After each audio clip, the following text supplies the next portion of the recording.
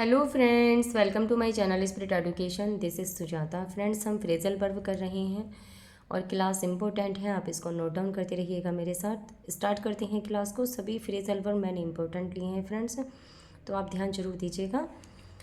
Let's start. And अब आज की हमारी फ्रेजल वर्ब है और इसका मीनिंग होता है to do something finally. Finally कुछ करना, कुछ समाप्त करने के लिए हम ये फ्रेजल वर्ब का यूज़ करते हैं। He persevered and ended up being a winner. He persevered and ended up being a winner. वह दृढ़ रहा। परसिवर्ड का मीनिंग होता है दृढ़ होना, किसी भी काम में अपने दृढ़ होना, लगातार लगे रहना। And ended up being a winner, और अंततः विजेता बना। वह दृढ़ रहा और अंततः विजेता बना।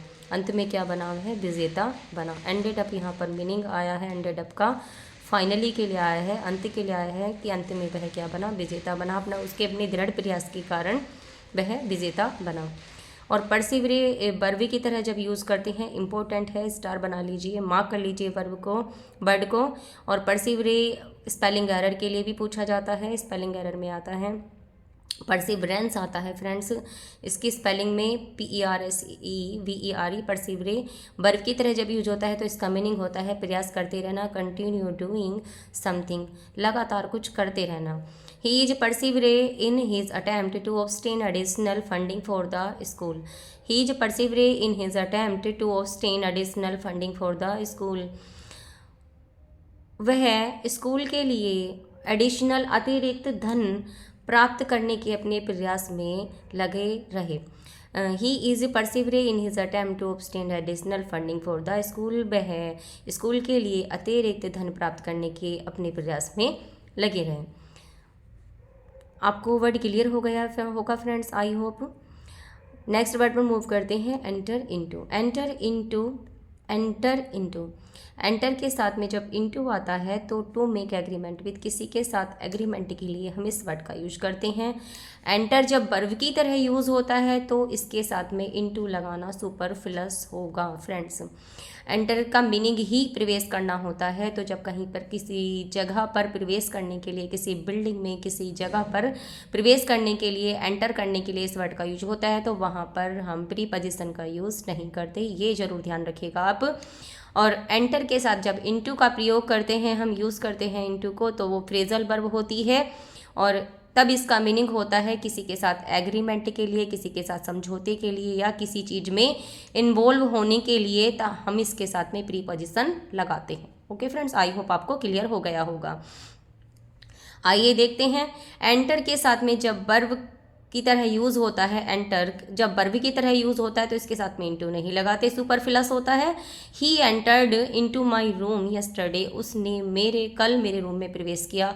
यहाँ पर इसका मीनिंग प्रवेश करना है और ये वर्ब की तरह यूज़ हो रहा है, आप देख सकते हैं। V2 एंटर की फॉर्म है, सेकेंड एंटर्ड, और इसके साथ में इनटू नहीं लगाते क्योंकि एंटर का मीनिंग ही प्रवेश करना होता है।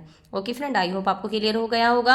अब सेकंड देखते हैं, जब हम इसके साथ इनटू का प्रयोग करते हैं तो ये फ्रेजल वर्ब की तरह यूज होता है। और India has entered into an agreement with China regarding the border dispute.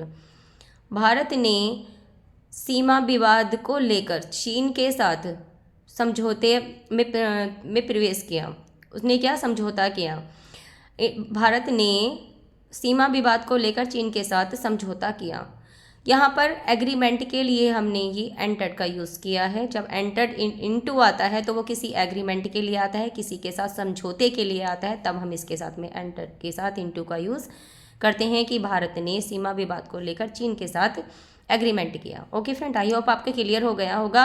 और थर्ड देखते हैं, जब इसके साथ में जब किसी चीज़ के साथ इन्वॉल्व होते हैं तब हम एंटर के साथ इनटू का यूज़ करते हैं, कुछ स्टार्ट करने के लिए या to become involve in something, किसी चीज़ में इन्वॉल्व होने के लिए, शामिल होने के लिए।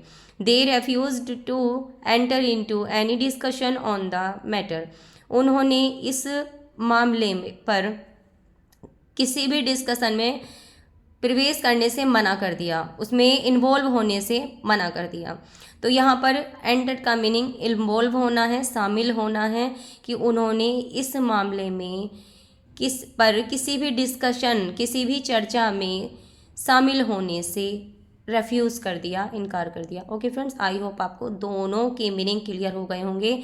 जब एंटर के साथ इनटू का प्रयोग किया जाता है तो किसी एग्रीमेंट के लिए, किसी के साथ एग्रीमेंट के लिए या किसी की चीज़ में शामिल होने के लिए हम एंटर के साथ इनटू का प्रयोग करते हैं। और जब एंटर का मीनिंग प्रवेश करना ही होता है किसी रूम में, किसी बिल्डिंग में, किसी प्लेस पर, तो वहाँ पर हम उसके साथ प्रीपोजिशन का यूज़ नहीं करते। ओके फ्रेंड्स, क्लियर हो गया होगा आपको। नेक्स्ट देखते हैं एंटर ऑन और अपॉन। एंटर के साथ हम जब ऑन अपॉन का यूज़ करते हैं तो इसका मीनिंग होता है टू स्टार्ट करना, कुछ शुरू करना, टू स्टार्ट डूइंग समथिंग, किसी चीज़ को शुरू करना। ये भी इम्पोर्टेंट है, इसको भी ध्यान दीजिएगा। He entered upon a career of a novel writer. He entered upon a career of a novel writer. He entered, उसने एक उपन्यास लेखक के करियर में को शुरू किया। उसने एक उपन्यास लेखक के करियर को शुरू किया। एंटर्ड का मीनिंग यहाँ पर टू स्टार्ट करना है। उसने एक जो नॉवेल राइटर का करियर है उसको शुरू किया। आई होप आपको ये भी क्लियर हो गया होगा। तो आज हमने कुछ एंटर के इम्पोर्टेंट वर्ड देखे हैं और इनको आप ध्यान जरूर रखिएगा, ये इंपॉर्टेंट है, कई बार एग्जाम में पूछे जाते हैं और मोस्टली हर बार ही पूछे जाते हैं। तो ओके फ्रेंड, आप इनको नोट डाउन करिएगा क्लास को। क्लास इंपॉर्टेंट है और मैंने आपको शुरू में ही बोला सभी वर्ड मैं आपको इंपॉर्टेंट करा रही हूँ। तो आपको वीडियो थोड़ा भी अच्छा लगा हो, आपके लिए थोड़ा भी हेल्पफुल हो तो वीडियो को लाइक जरूर करना। जिन्होंने अब तक चैनल सब्सक्राइब नहीं किया वो चैनल को भी सब्सक्राइब करें और दोस्तों में ज़्यादा से ज़्यादा शेयर करें फ्रेंड्स, जिससे सभी लाभ उठा सकें इसका। ओके फ्रेंड्स, खुश रहें, मस्त रहें और ऐसे ही आगे बढ़ते रहें।